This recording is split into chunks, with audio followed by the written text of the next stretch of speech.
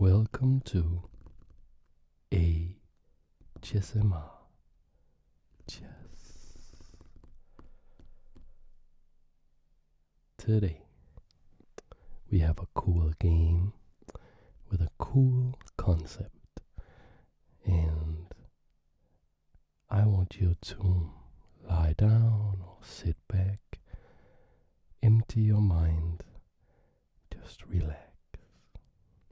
You can see the sun is slowly setting behind the black pieces here, and it's just time to be really sleepy, really relaxed, and just chill out with some beautiful moves in the royal game of chess.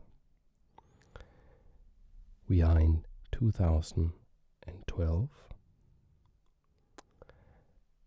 in the World Chess Championship, where we see Vishy Anand with the white pieces. He is defending his World Chess Champion title against Boris Gelfand from Israel with the black pieces here. And we are in game 8, and the first 6 games of the match, they were all drawn, but Gelfand won with white in game 7, and now Anand is down a game. He opens with pawn to d4, and he needs to strike back. There is 12 games, and so this late in the match, being down a game is a big problem for him. So he plays pawn to d4. Gelfand plays knight to f6. We see pawn to c4. These moves are very, very, very standard. If you watched any of my other videos, you will have seen these kind of moves many, many, many times.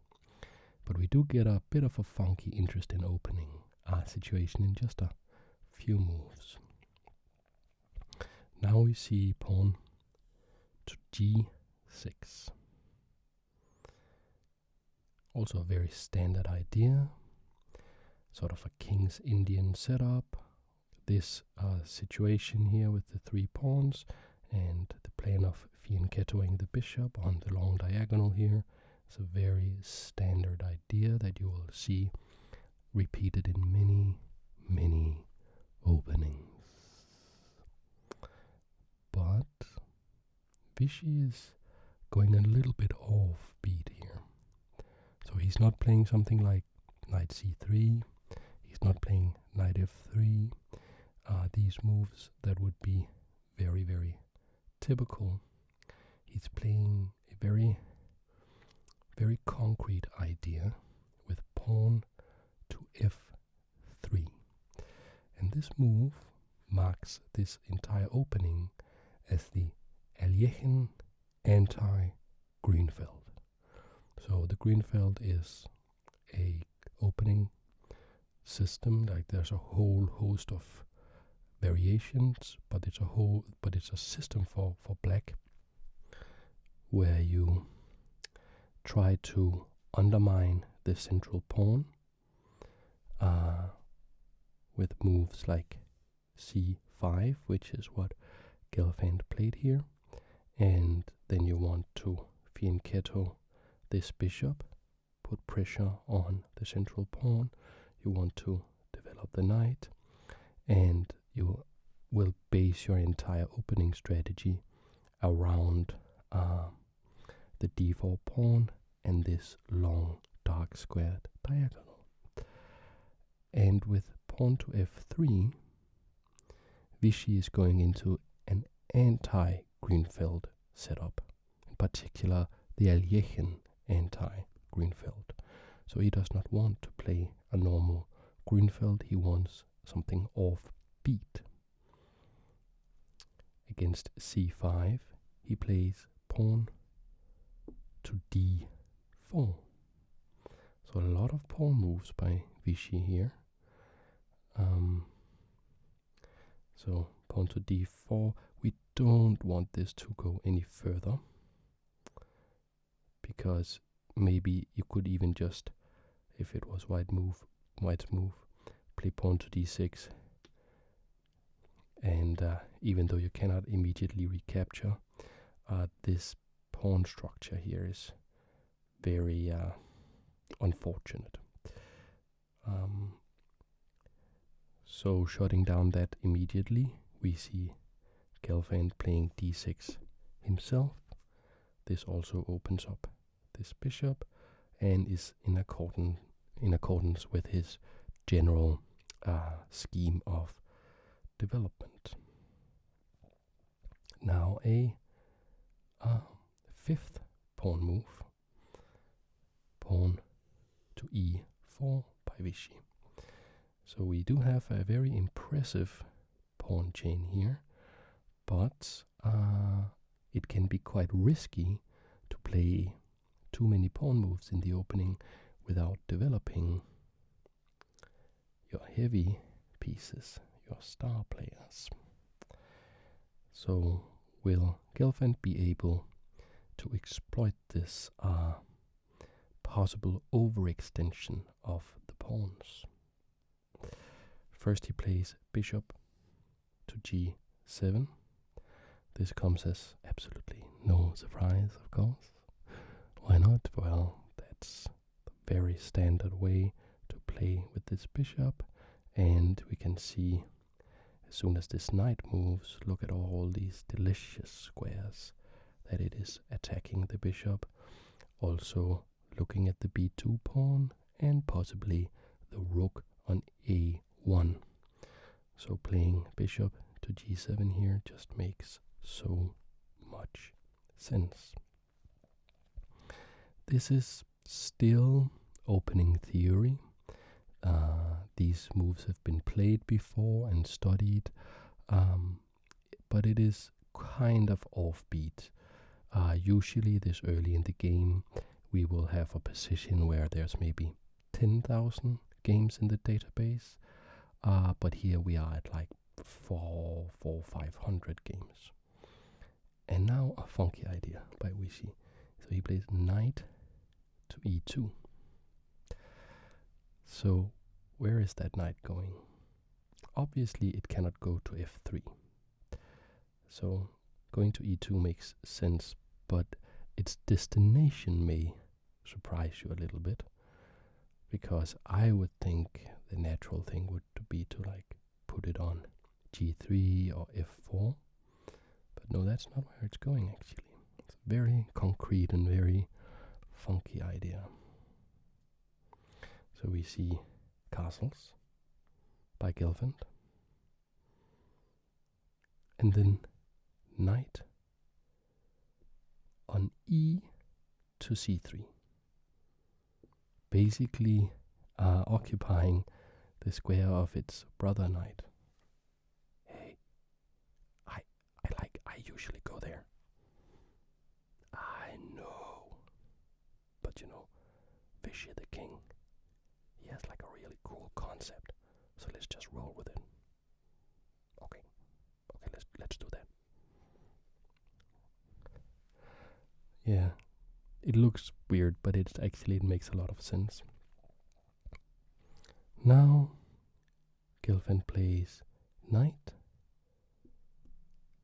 to h5. Maybe a little funky looking as well, but it is unleashing this bishop. And now Anand either found some inspiration over the board, or he used some opening preparation, because he played a move that hadn't been played before. He played bishop g5. So we are now in unknown territory, And unless the players had specifically prepared this variation, well, then they have to think with their own brain from here on out. And you will see Vishy use a very, very cool concept that you can use in your own game. Checkmating the queen. Did you know that you can do that? It's pretty difficult because the queen has long legs. She can run fast, and the king is so slow, so it's pretty easy to capture him, but weaving a mating net against the queen, that can be pretty tough. But it is possible, and here's how you do it. Here's one way to think about it. Against bishop g5, we saw what looks like a defensive move from Gelfand, but in reality it is quite aggressive, because bishop to f6, when met by bishop takes f6, and that is first blood, Gelfand can recapture with e takes f6, and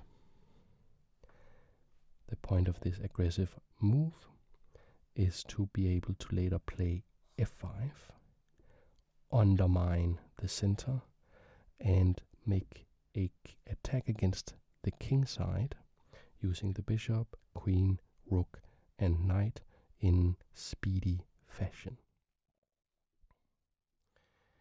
And this sort of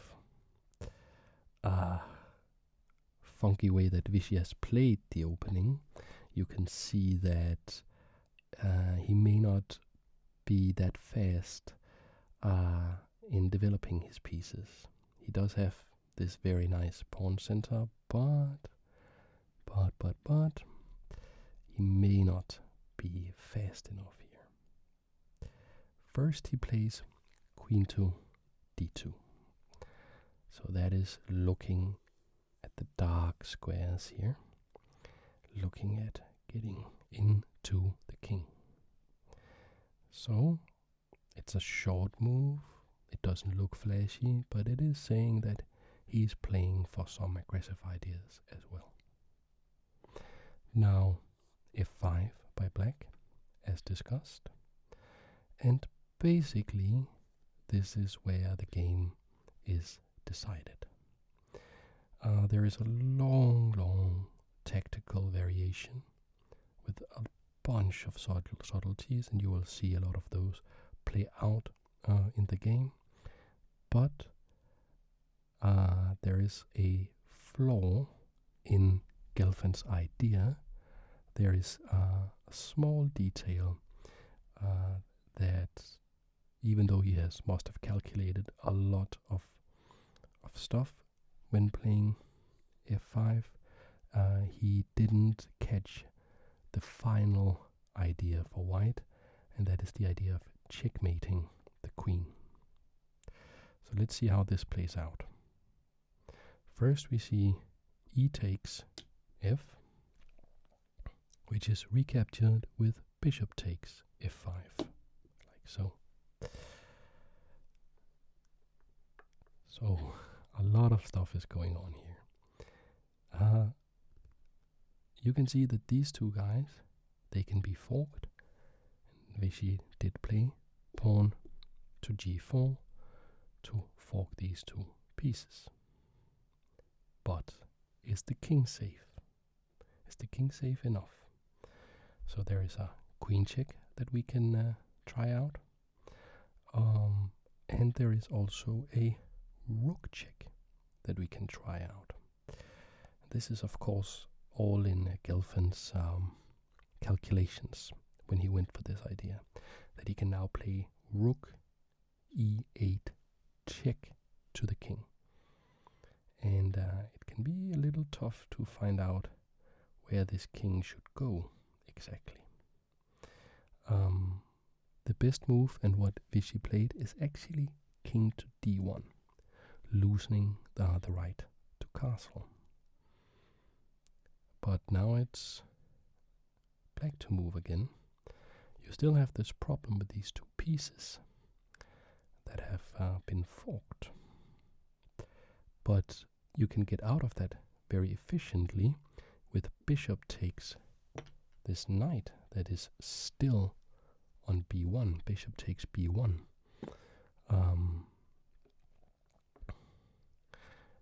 And what is the point of that? Well, after rook takes b1, Gelfand had what he thought was a very, very strong move. It's a knight sacrifice. It's a very strong move in his mind.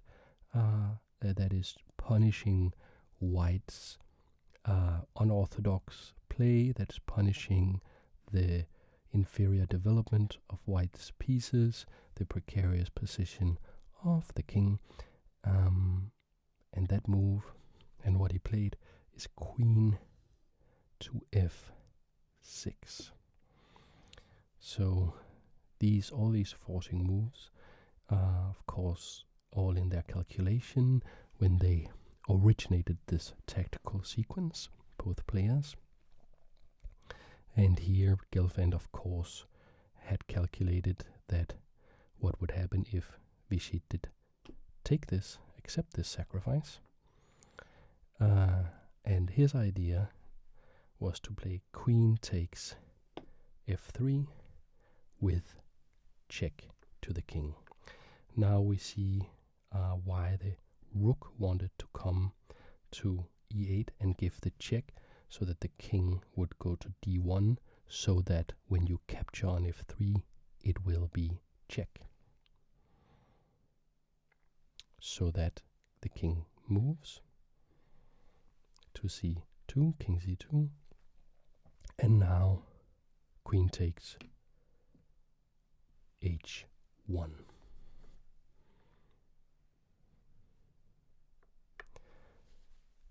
So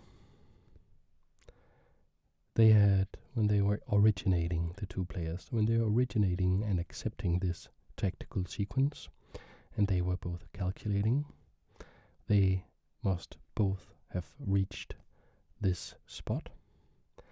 And Gelfand, because you have to remember that they are not calculating, they're not calculating only this exact line. On every move, they are thinking, well, what if my opponent did this instead? And then they have to calculate that variation far enough to see that, okay, my opponent cannot do that. And they have to do that every move, so they cannot just extend their calculation indefinitely, because it grows and grows and grows. It's like a tree that grows new branches, that grows new branches, that grows new branches. But they have obviously both reached this point. This is one of the critical lines in this tactical sequence. And in this line, Vishy had calculated one move farther than Gelfand had, because he utilized the concept of checkmating the queen. So when he, in his mind's eye, had reached this position, a little alarm bell went off, a little notification popped up in his brain that says, there's something about that queen. There's something about that queen. Maybe we can exploit that, the position of this queen. It looks wrong somehow. So that's his intuition talking. And then he extended his search like just a little bit. Can I find something that punishes this whole tactical sequence that black is doing? And there is.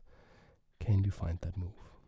What is the killer move here?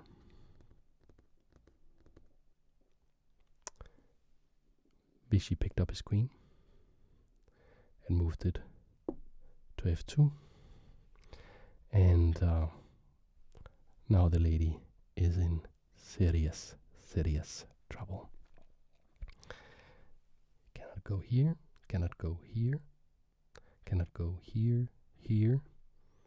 Here we capture with the knight, here capture with the pawn, here capture with the queen. So the queen has no moves. Next move, Anand will play bishop to e2, exposing an attack from the rook on the queen. And the best you can do here is probably to exchange the queen for the rook, and then you will be down a queen for a rook. That is not a very enviable position to find yourself in against Viswanathan Anand. So Gelfand resigned the game here on move 17. It is the shortest game in World Chess Championship history. But there's more, because there's actually an extremely cool resource in this position to save the queen, but you have to give up so much that your position is still lost. But it's quite interesting to figure out why. You first figure out how to save the queen, and then figure out why it doesn't work. So if you were playing black here and you absolutely had to save the queen, what would you play? Look at this cool move. Knight to c6. What's going on here? Well, if we try the plan to checkmate the queen with bishop e2, now knight d4, check. And I'll just give a sample variation just to show how it kind of works. Let's say you go here, check. If you try to capture with the queen, let's see here, I can capture your queen, and you capture my queen, I capture your knight, you capture my knight, and it's endgame, but that's just better for black. Okay, so that means that we cannot play the idea of bishop to e2 to checkmate the queen. But of course we can, as you may have noticed, just capture this knight with d takes c6, like so. But now you see the point, and the point is that now you can play queen takes c6, like so.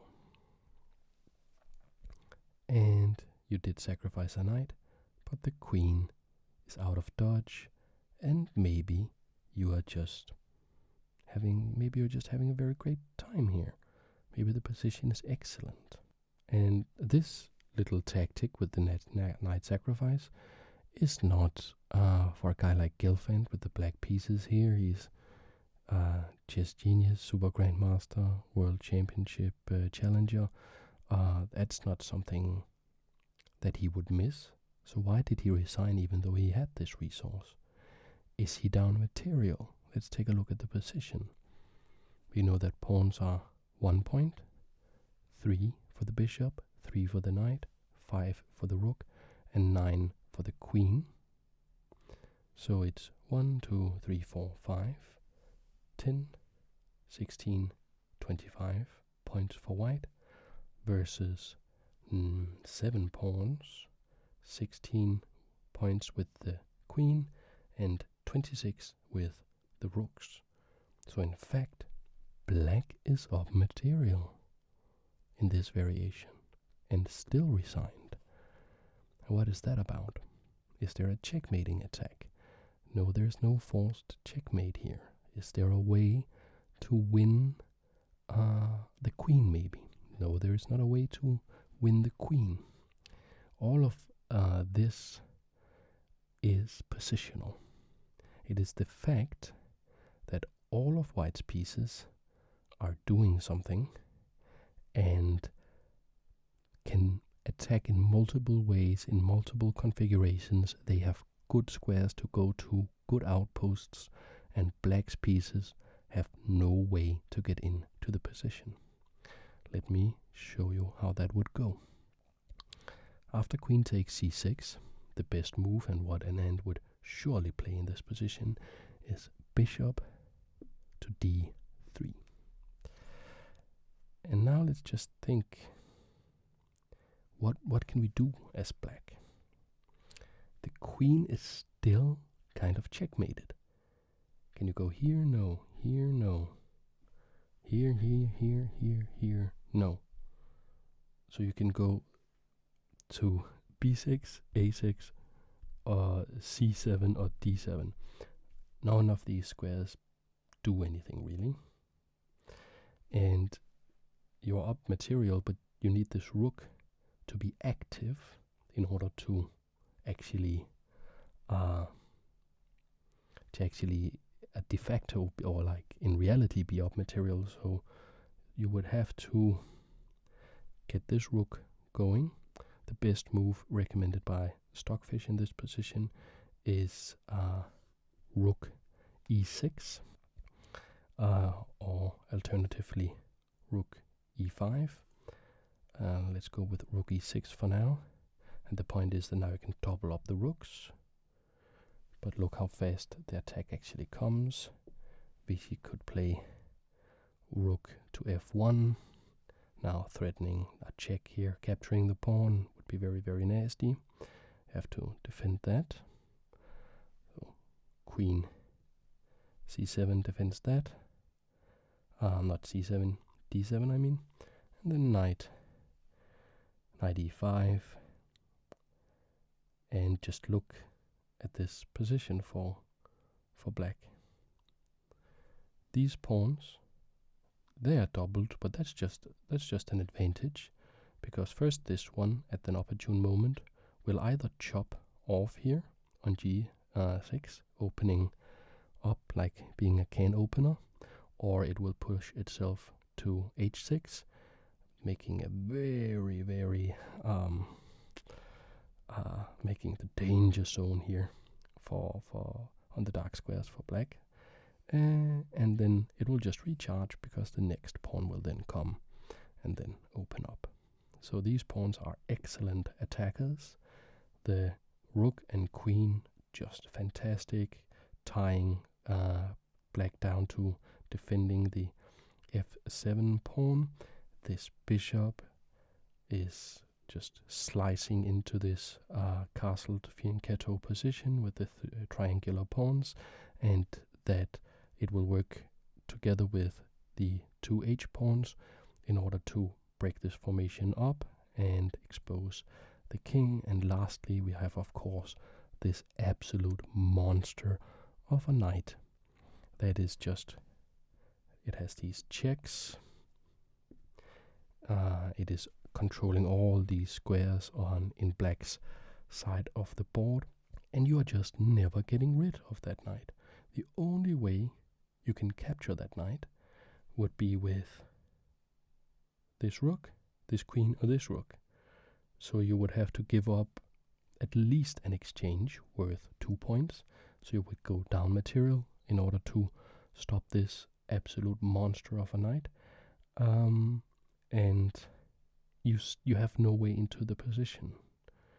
In fact, Stockfish thinks that the best move here is rook a to e8, allowing a move like knight f6 check, where you would have to give up the exchange, but that's not even the best move, because white can just sit on the position. Black is not doing anything here. it's like Zugzwang. There's no coming in with a check. You got all that covered. There's just no way in.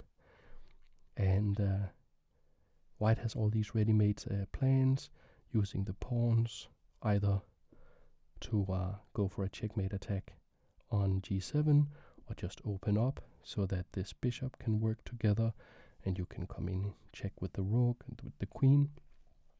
And there's just no way to defend against this in the long term. So that's why Gelfand resigned. He probably thought that there was a way out for his queen, that he would even be up material, but that his position would be so bad that it didn't make sense to play on, because he was playing against someone as good as Vishy.